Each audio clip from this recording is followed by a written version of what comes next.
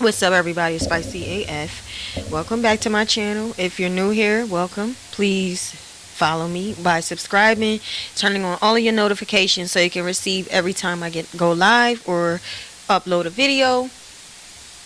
And stay tuned because there's always more to come. So look, we're gonna talk about it because Megan Thee Stallion. I'm at the brink of just saying you deserve to lose, because although I really don't feel that way. Because I feel like if somebody did something wrong, like criminal, like Tory Lanez did, knowing this dude is a felon and he already had gotten in trouble for weapons and he can't carry a weapon. Although I know that this dude knows about wiping the gun of your DNA, they wipe it. This man done sat in court before because he has had charges for this before, for weapon charges. And he sat in court. He heard the language. He heard the lawyers go back and forth. He heard them talking about there's no DNA. There was DNA. You know, he knows that if he is going to pull a weapon out and pop, he's got to wipe the weapon off. That's why it's possible, in my opinion, this is why they can't find his DNA on it, and it's inconclusive. Because how is going to be him taking ownership of this weapon, him getting a charge for the weapon, but his DNA is not on it? That doesn't even make sense. Obviously he wiped it off because it's his, but yet his DNA is not on it. He wiped it off, and like I said, y'all, he's no stranger to how it works. He's a hood guy. He's from the hood. Plus he's dealt with this in court before, and he heard the lawyers arguing back and forth, so he knows what to do. It's no surprise to me that his DNA is not on the weapon.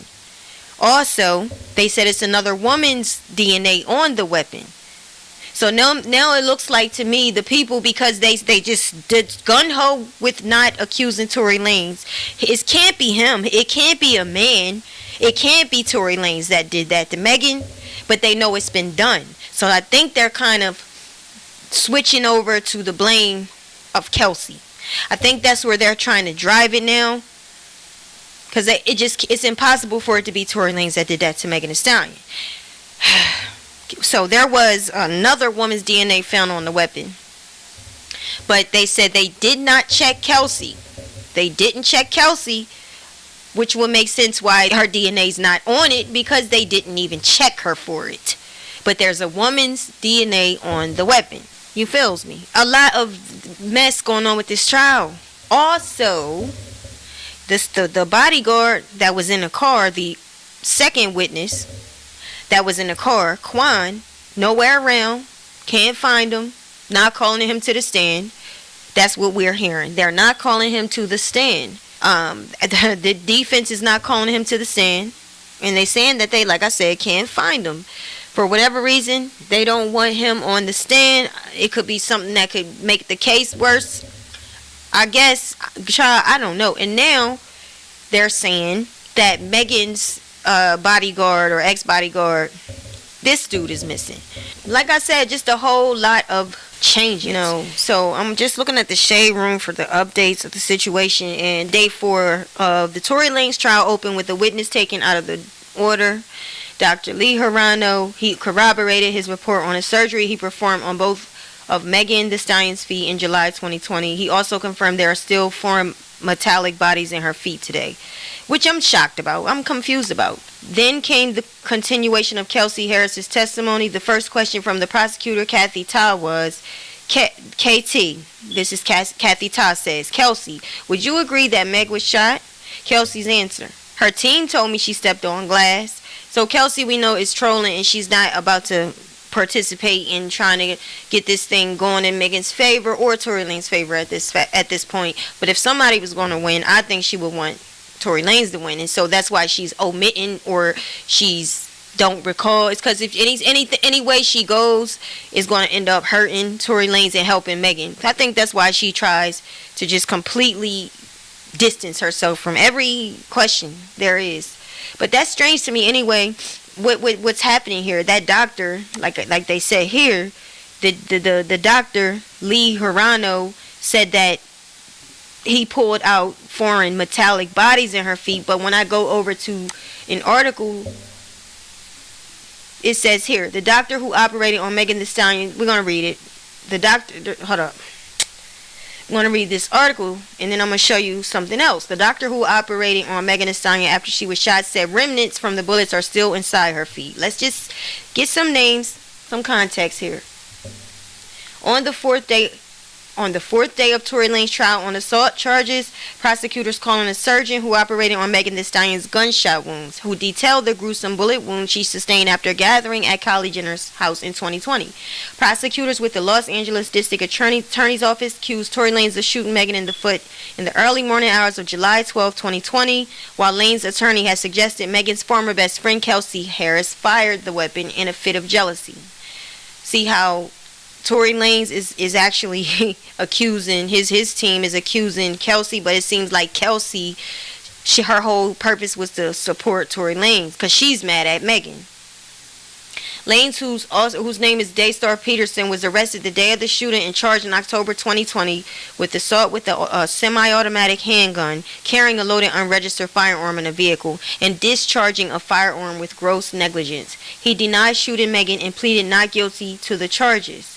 He faces up to 22 years in prison if convicted. I doubt it, especially with all the confusion. But like I said, y'all, he's charged with all these things, which means the gun was his. It was in his car. If nobody else is claiming it, they're going to put it on him because it was in his car. And how is there not his DNA on the gun? Obviously, he wiped the gun. But, in this legal system in the United States, it's not what you know, it's what you can prove. Anyway, on Thursday, prosecutors called to the stand Dr. Lee Hirano, chief resident in Cedars-Sinai Medical Center's orthopedic surgery department, who explained x-rays of Megan's injuries and said surgery was necessary when she came into the hospital the day of the shooting. On Megan's left foot, 2 metallic foreign bodies were visible on the outside of her heel bone, Hirano said. Megan was missing the top layer of her skin on this foot, as seen in images she posted and then deleted online, making for a complex wound closure, Hirano said.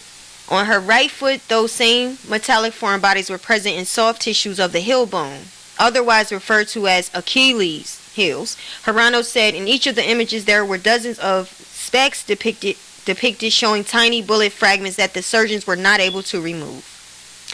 And now let's go over to this court document. On Sunday, July 12, 2020, at approximately 4:35 hours, my partner, Officer Oliva,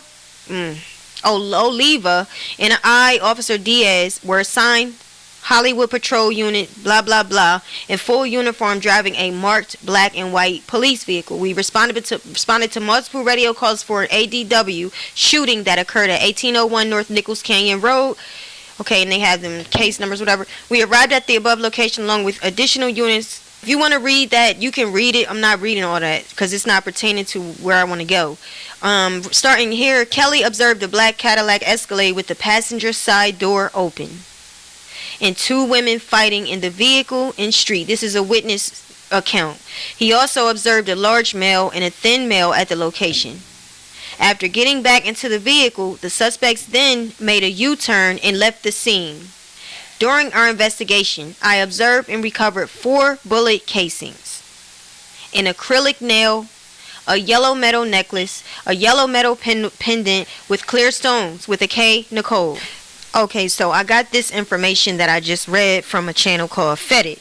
The gentleman on the channel looks to me to have maybe 15-20% black in him, and he looks like he could be Indian, one of that like Asian type cultures. I don't know. I don't even know. Maybe he's white and black, but he does not identify with black to me.